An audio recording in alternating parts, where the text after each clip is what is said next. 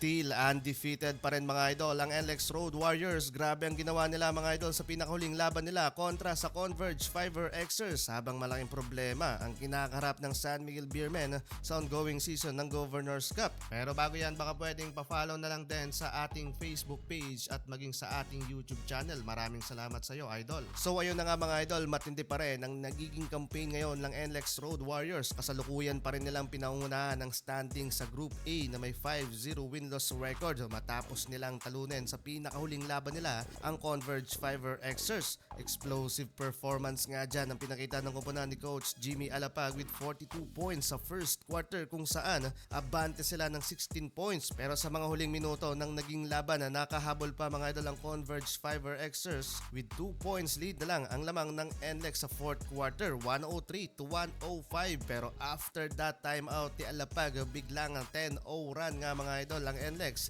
kaya nagtapos ang laban sa score na 107-119. As usual, pinangunahan pa rin mga idol ng NLEX import na si Dequan Jones ang naging laban with 28 points. Yun nga lang, medyo tagilit sa stats mga idol ang import na nakapagtala ng 9 of 23 from the field, shooting 39%, 9 rebounds at may 5 turnovers pa. Pero pinaka-efficient sa naging laban na to is Robert Bolick with almost a triple-double sa stat sheets, 19 points ang kinamada na may 9 boards and 10 assists. Pero pinakamalupit dito mga idols, naging laban ng kanilang forward na si Anthony Semerad with 15.7 rebounds, dahil lahat ng puntos na yan mga idol nagmula lang naman ng beyond the arc. 5-6 3-pointer, ni isang attempt sa 2 points field goal wala doon mga idol, shooting 83.3% mula sa field. Pero magtuloy-tuloy kaya mga idol ang undefeated status ni Coach Jimmy Alapag sa ongoing season ng Governors Cup, dahil sunod na nilang makakalaban dito ang kanilang kapatid na TNT Tropang 5G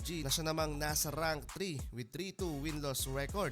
Samantalang anyari sa San Miguel Beermen, nagkakaroon na mga idol ng struggle sa kanilang campaign matapos ang kanilang pagkatalo sa TNT Tropang 5G. Meron na silang 4-2 winless record na nasa rank 2 sa Group A. Malaking pagkatalo pa rin yon mga idol para sa SMB, dahil nasayang doon ang panabla sa fourth quarter ni Don Trolliano. Dikit lang din sana ang naging laban na may 4 na puntos na lamang ang TNT. Final score 93-89. Impressive performance ang pinakita ng TNT local player na si Kim Aurin to lead the game with 22 points and 8 rebounds, shooting 8 of 13 from the field. Habang ang older brother naman ni Ronde Hollis Jefferson na si Ralier kumamada doon ng double-double sa stat sheets, 20 points, 13 rebounds and 7 assists, shooting 8 over 23 from the field. Sayang naman ang kayod kalabaw ng SMB Import Big, 35 points and 2 steal, 3 block shot, plus may 16 rebounds pa dyan mga idol si George King. Mas mataas na nakuhang 12 boards ni Junmar Fardo. Alat na nga na lang mga bench player, si Trolliano lang ang nakapagtala ng double figures sa scoring coming from the bench.